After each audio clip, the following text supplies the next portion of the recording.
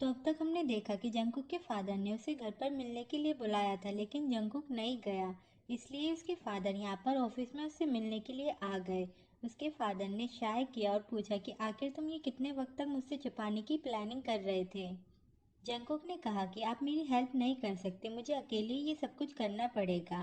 उसके फादर ने कहा कि तुम दोनों भाई हो, तो फिर तुम दोनों के बीच में ऐसा क्या चल रहा है। ये सुन के जंगकुक शॉक्ड हो गया कि डैड, आपको कैसे पता चला इस बारे में। उसके फादर ने चिल्लाया कि मैं सुन और देख ना पाऊँ उतना भी ज़्यादा बूढ़ा नहीं हो गया हूँ। मुझे कैसे नहीं पता चलता। अगर तुम दोनों के बीच में फाइट इतनी दूर तक पहुँच गई थी तो फिर तुम्हें मुझे इस बारे में जल्दी ही बता देना चाहिए था। उसने सच में बहुत ज़्यादा घटिया चीज़ की है, तो उसका क्या करना चाहिए बताओ, क्या मैं उसे मार डालूं? जंकू को अपने डैड से ये सब कुछ सुनने की उम्मीद नहीं थी। उसने कहा कि इसलिए मैंने आपको कुछ भी नहीं बताया था। आपको ऐसे ही प्रिटेंड करना था कि आपको उस बारे में कुछ भी नहीं पता। उसके फादर ने चिल्लाया कि मैं ऐसे कैसे प्रिटेंड कर सकता हूँ कि मुझे कुछ भी नहीं पता।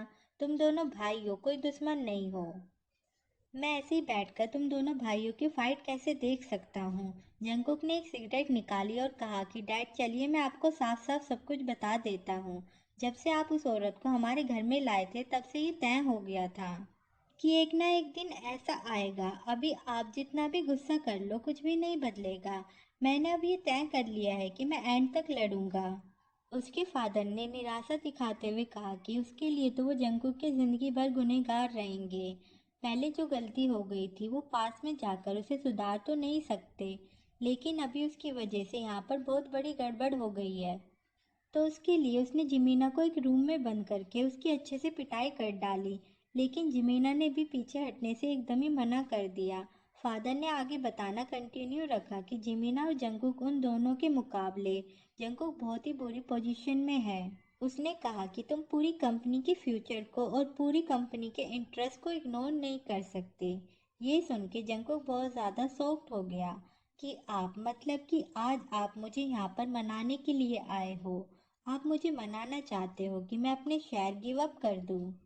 उसके फादर ने कहा कि मैं जिमीना को मना नहीं पाया, इसलिए मैं तुम्हें मनाने की कोशिश कर रहा हूँ। हमारी फैमिली ने ये जो बिजनेस का एम्पायर खड़ा किया है, मैं बस फाइट की वजह से उसे ख़त्म नहीं होने देना चाहता। जंकुक मन में बोलता है कि ओह अच्छा, मैं समझ गया कि आप एक्चुअली मदद करने आए हो, लेकिन मेरी नहीं। मैंने तो ओरिजिनली ये सोच लिया था कि मेरे डैड यहाँ पर आज मेरी मदद करने के लिए आए हैं।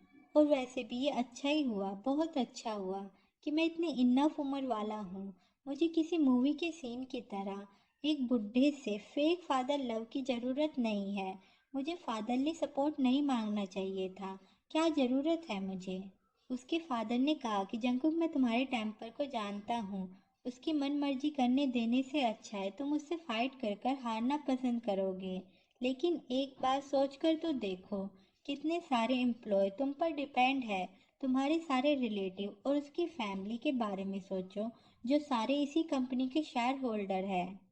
तो प्लीज़ आर्मी कमेंट करके बताओ कि जंकू के फादर पर किस किस को गुस्सा आ रहा है।